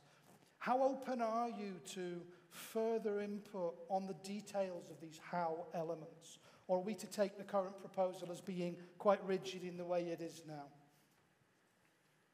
Well, I think the legislative process is always the same. There is a Commission proposal and there is a discussion on the Commission proposal. Yesterday, the Council has reached agreement on the general approach on the gas decarbonization package. Yeah. It's the same process. We have a position from the Parliament already, now we have both. It's the same thing. There is always a Commission proposal and there is a discussion on it. But none of these topics we are discussing today are new. We've been talking about it for a while. The Commission made its position, and we will see. But But I think it's actually a very interesting discussion, and it's, I'm really happy that I can be part of this process, because I think we are at the right moment discussing the right topics. Indeed, we are. Yeah. And Maria, I'll come to you on the same thing. I mean, again, how open are we still to the fine-tuning of the how, so that we make sure that some of these potentially counterproductive elements we've heard about in terms of trying to unlock long-term markets, trying to create the right conditions, we don't fall into some of those traps that some of our speakers have potentially signaled or identified? The process is that now the Parliament will build its position, the Council is doing the same, and if there is an agreement between Council and the Parliament, rare happens, but not even the Commission needs to agree, because the co-legislator, if they agree, and they can change. Yeah.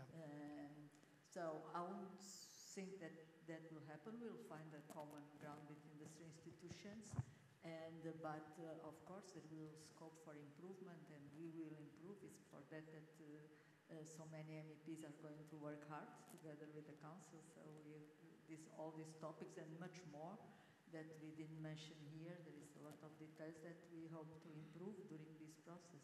So hopefully through this we will end up with what we're talking about here, which is a market design proposal that really is fit for net zero.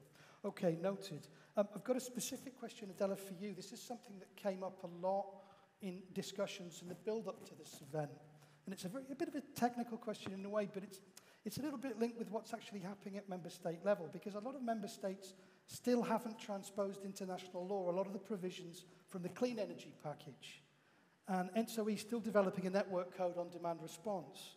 So some people have suggested, with this in mind, wouldn't it be better to take things like provisions to unlock flexibility and demand response and put it into some secondary legislation instead of trying to put it into this, instead of it being where it currently is? I don't want to rewind the discussion, but this is a concern that quite a few people have signaled, and I'd be interested to hear your response on that.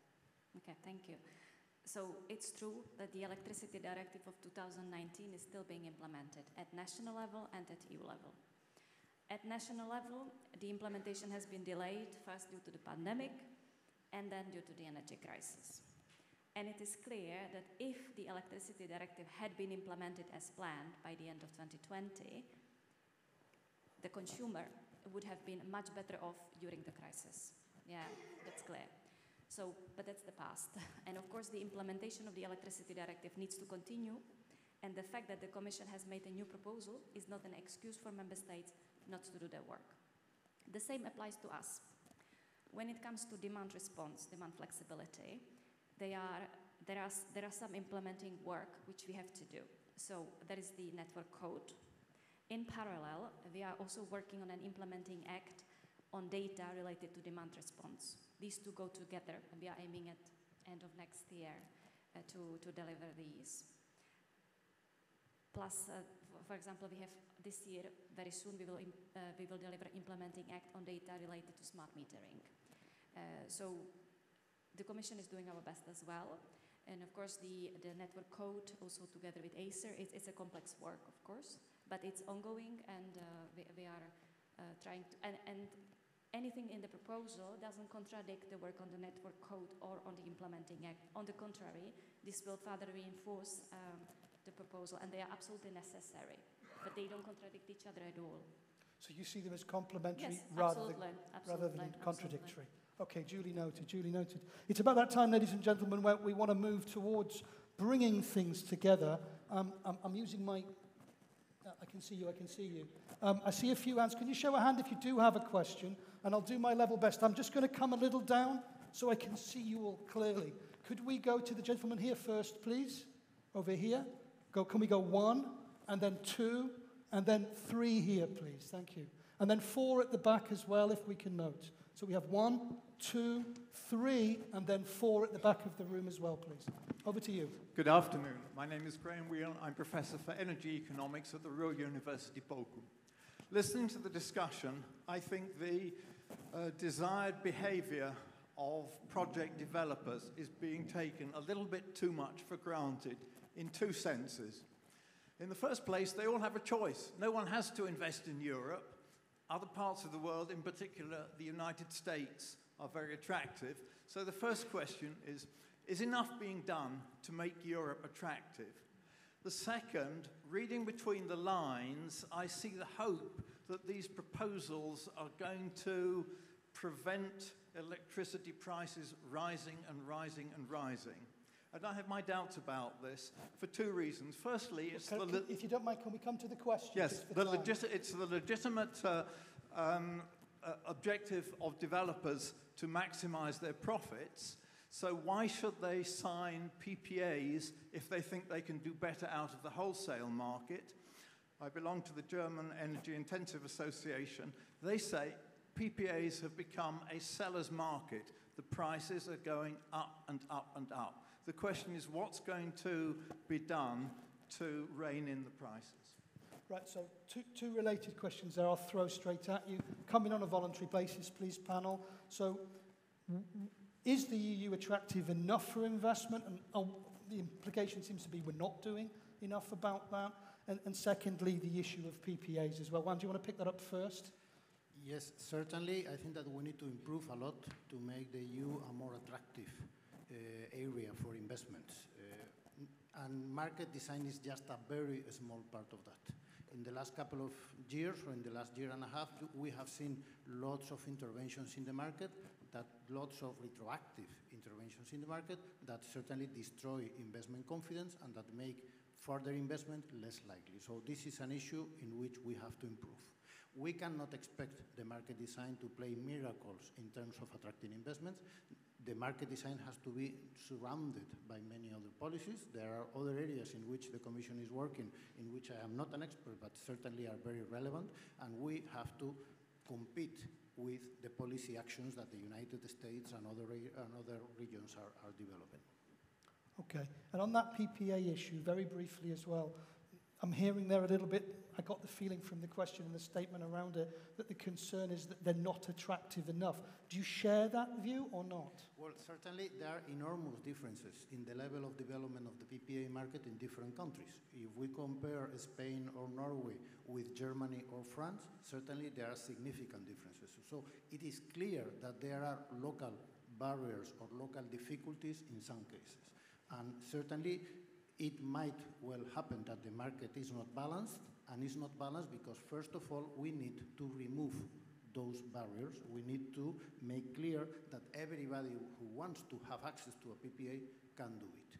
There are a number of issues that can be improved, and we have to find a balance between making tailor-made contracts that are very well adjusted to the need of the producer or the consumer, and contracts that are more or less standardized so that we can develop secondary trading for that. For instance, we have to deal with the credit risk of PPAs. That is certainly a major barrier for companies and people entering into that. And we have to find ways of extending the possibility of contracting PPAs, not only to Google, Amazon, and people like that, but to small consumers, small retailers, and everybody.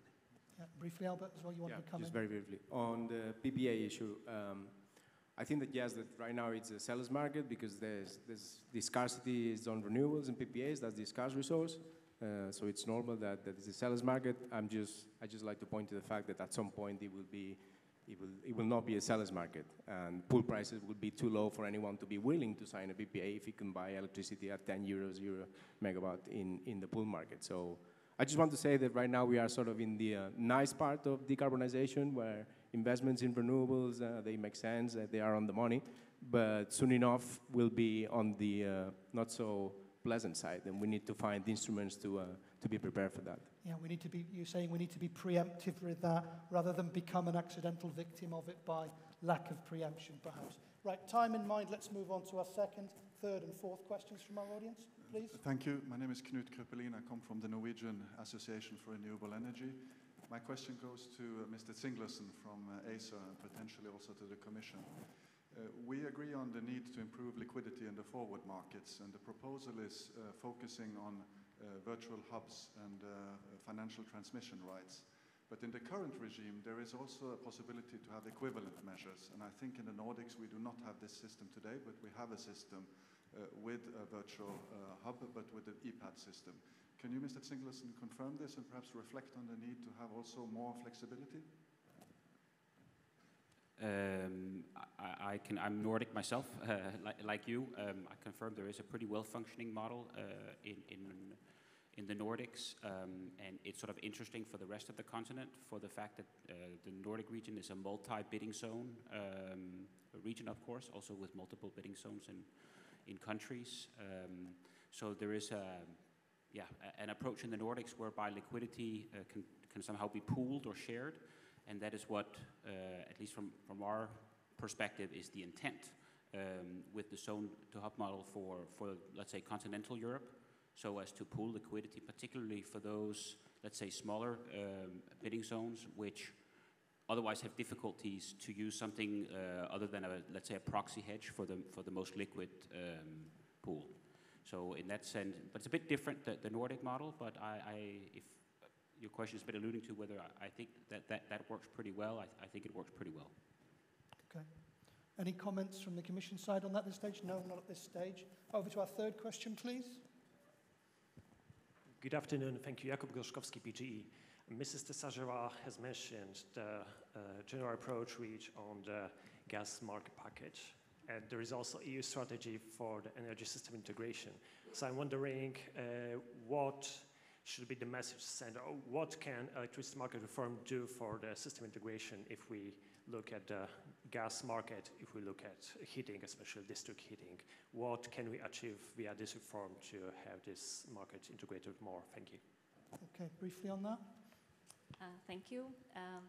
So we have more with the market, with the system integration, with decarbonization, we will have much more electrification, we will have much more hydrogen in the system, hence that's where the gas decarbonization package comes. The electricity market design, for example, will encourage decarbonization of heating through allowing consumers to have specific contracts for their heat pumps. I don't know what else I can say. I mean, we will have more renewables. So yeah, I don't know. Okay, and we can leave that one there for now at this stage. And we have a question at the back of the room as well, patiently waiting. Hello, I'm Sanju Kumar. I'm the Head of Policy at the European Geothermal Energy Council. Thank you for giving me a chance to ask two questions, if I may. Firstly, could I take the first one first, and then we'll see how we get on with that, because I don't want to eat everybody's break. Adela, thank you for your comments on the heat market.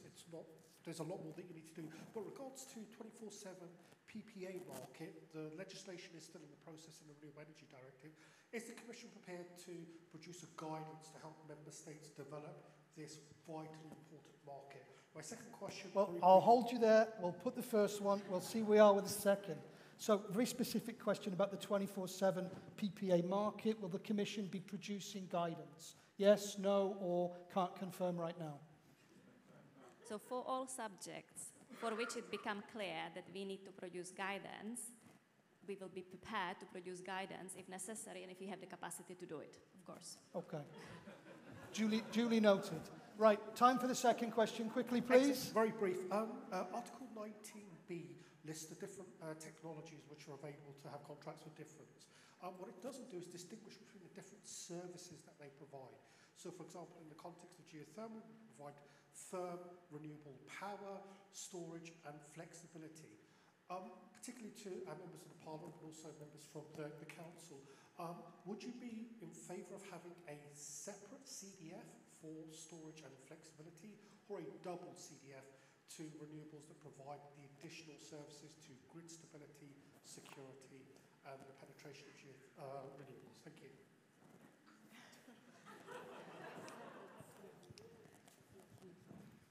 So concerning CFDs, you can do CFDs in many different ways, and you can adjust the design to maintain the economic signals to improve flexibility. But in general, I wouldn't say that a CFD is the best solution for storage or for demand-side management. I would say that, for instance, a capacity market coupled with a well-functioning short-term market is a much better environment for these investments. So it can be done, but from your view, not the optimal way to deal with that issue.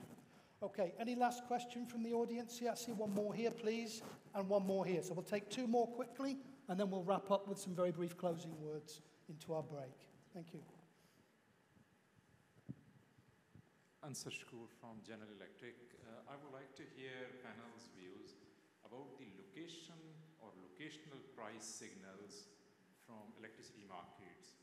Thank you. Okay. Who wants to pick that one up? A challenging one, not the easiest. Juan, do you want to see what you can add on that? Well, this is a controversial issue, and it has been discussed for a long time. And the approach that we have to that is similar to the approach that we have to the virtual trading hubs. We need to have a clear understanding and a clear analysis of what are the improvements, because moving from the current system to a locational marginal price system is a very ambitious and very complex change, enormously complex, and the value that that change would bring is unclear. So if I understand correctly, you're talking about a degree of impact assessment on that before such a significant, potentially significant move is made. Okay, and yep, also? Yeah, I would certainly also agree that it's a significant step. I think it would dwarf the zone-to-hub proposal in terms of complexity by maybe 1,000-fold. So it's not for now. I think there is probably a bit of a window to assess whether that might be the need to go when we look at the current bidding zone model, the very significant rise in redispatch costs, and whether or not we make it for the famous or infamous 70% target, depending on your point of view, in the next couple of years. If that somehow becomes feasible, the grid investments are done in time, we make that capacity available for trade, and I think we can work with what we currently have, given some tweaks. If that fails to materialize, which I think is a risk of some measure, it's not inevitable, then maybe it's time to have a look of how we either double down on that particular approach or whether maybe other approaches will be needed. But not for now, I think. Okay, so a little bit too much to take in terms of action now with the current amount of background we have. And our last question before we wrap up, please. Thank you. My name is Arne Bolle. I'm from Statkraft in Norway. There's a lot of talk about long-term contracts, rightly, to protect consumers. I'm just wondering how that will contribute to lower prices when you consider that long-term contracts involve more risk, and that means a higher risk premium. So how will that contribute to lower prices for consumers in the long run, and how low? Or who could carry that risk?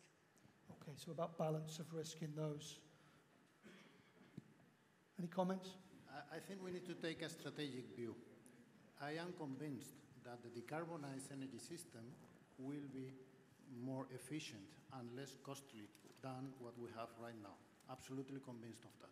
So we need to facilitate the development of such system. We need to facilitate the growth of renewables, of storage, demand-side response, etc.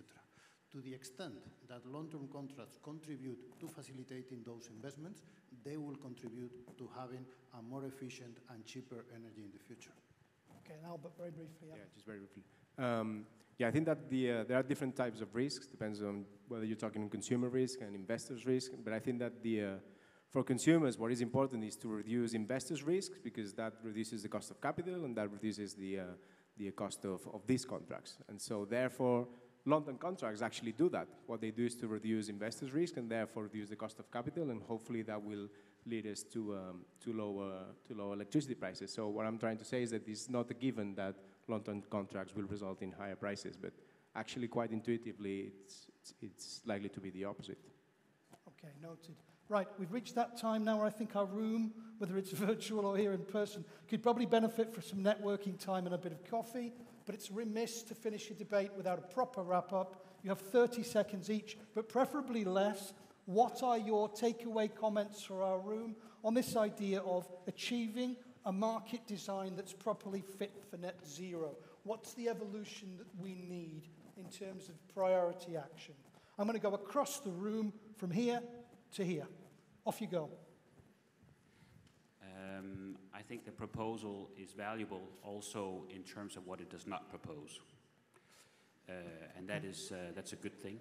I think it adds significantly complementary efforts in terms of long-term markets, and hopefully an increase in hedging possibilities, depending on how we do it. And then there is stuff ahead to further future-proof the system. Fabien mentioned some of the somewhat more longer-term aspects, which I think at some point will take a more, dare I say, planning, somewhat institutionalist contours to it, which it's good to have enough time to discuss it because those things are typically pretty tricky and invoke different types of concerns. So it's good that we'll have more time to develop and discuss them for the multiple years ahead. Excellent. Juan, on to you. I think we need to continue focusing on the starting point of the Commission that has very much in common with the position of Eurelectric that has been presented before. We need to focus on increasing options to our customers and to our producers and removing barriers. And we have to stay away of imposing obligations or imposing distortions. Okay. Daniel? Thank you. We have a big journey ahead of us in all of Europe. In Sweden, we plan to double the consumption and production of electricity by 2045. And I imagine it's likewise in other countries. So we like supply, security of supply, we like cheap energy, but we have to invest. And I think it's the last one that is so important. And I think the gentleman here, his question was very important. Are we doing enough? And I will not answer that question, but I will surely say that we have to do all that we can to ensure that investment can happen. Thank you. Okay, note it's a massive need for a massive focus on really unlocking investment. Albert? So, yeah, I think, as I was saying earlier, I think it's a very good proposal. It's a very good starting point. I think that the main two issues that we consider still have not been answered is consumer protection. We think that that's an open question, and also capacity markets. Okay, noted. Maria? I suppose it's a very good proposal. We need to strike the right balance between a good framework for investment, long-term investment, and a framework for consumer protection, and the balance between the two. And not forget that this is an element, but is an important one that will complement the energy efficiency, the renewables, all the decarbonization of the society, and all this package that needs to be compatible and put it forward and applicable by the member states and regions to lead to the decarbonization. Thanks, noted. And finally, last but not least. Thank you very much. I think we are on the right track. We are discussing the right topics, and then I would maybe just like to add that while we are discussing the right topics, and we will be discussing them for a while, let's not forget to make the most of the existing framework, because the impacts of this reform will not be immediate. And so, yeah, let's make the most of what we have in the meantime. Okay, noted. Thanks very much, ladies and gentlemen. Can we have a round of applause for our panel?